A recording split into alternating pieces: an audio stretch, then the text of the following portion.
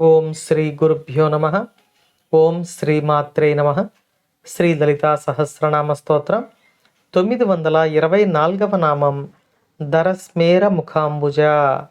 మంత్రస్వరూపంలో శ్రీ దరస్మేర ముఖాంబుజాయై నమ.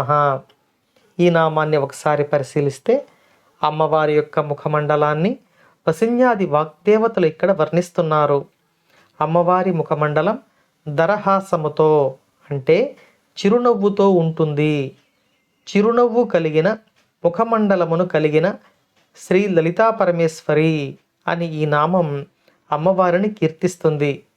ఇక మరో అర్థంలో చెప్పుకుంటే ధరము అంటే శంఖము అని, స్మేరము అంటే ప్రకాశము లేదా కాంతి అనే అర్థం వస్తుంది.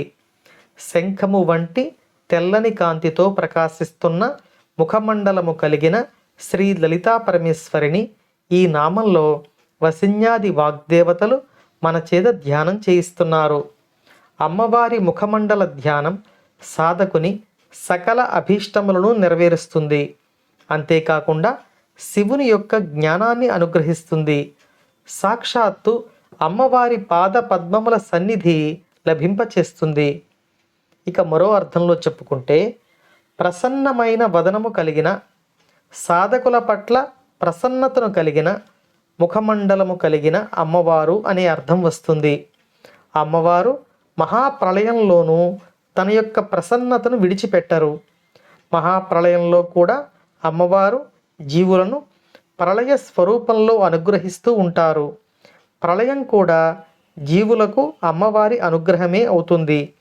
ప్రళయం తర్వాత జీవులకు అమ్మవారు అనిర్వచనీయమైన ఆనందాన్ని కలుగచేసే విశ్రాంతిని అనుగ్రహిస్తారు.